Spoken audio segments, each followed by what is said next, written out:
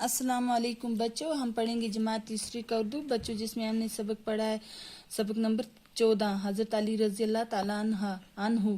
بچوں یہ جو سبق ہے یہ ہم نے آدھا پچھلی کلاس میں پڑھا ہے، جو آدھا سبق ہے ہم اس کلاس میں پڑھیں گے۔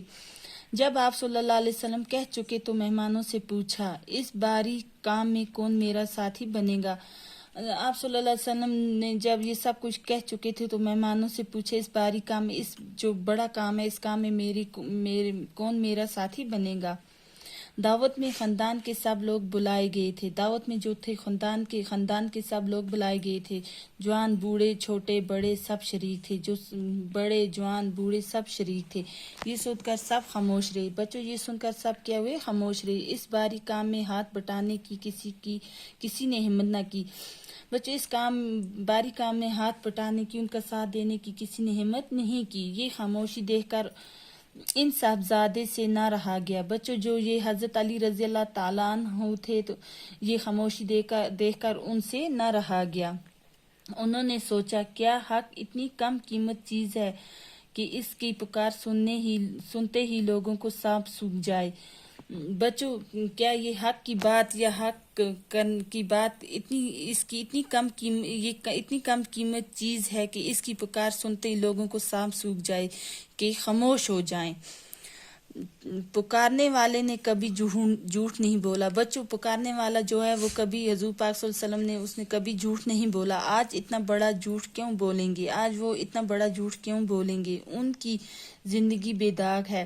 بچوں ان کی جو زندگی ہے وہ کیا ہے؟ بے داغ، گناہ سے پاک، ہر چیز سے پاک ہے۔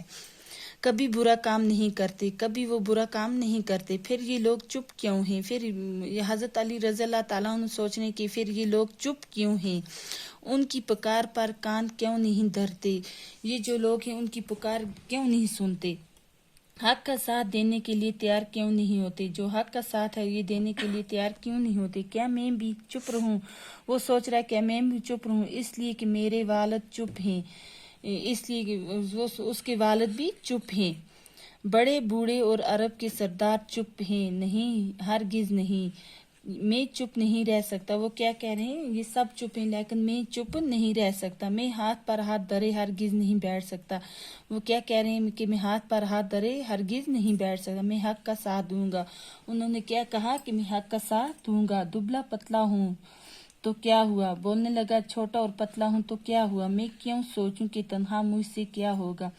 وہ کہنے لگے کہ میں کیا سوچوں کہ اکیلا مجھ سے کیا ہوگا؟ آج ہم دو ہیں، حق دوسروں تک پہنچائیں گے۔ آج انہوں نے کیا بولا کہ آج ہم دو ہیں، حضور پاک صلی اللہ علیہ وسلم اور حضرت علی رضی اللہ تعالیٰ عنہ دو ہیں، حق دوسروں تک پہنچائیں گے۔ کیا کہنے لگے کہ حق دوسروں تک پہنچائیں گے، لوگوں کو آپ کا حکم سنائیں گے اور لوگوں کا آپ صلی اللہ علیہ وسلم کا حکم سنائیں گے۔ کل 4 ہوں گی، اسی طرح حق کی آواز پھیلے گی۔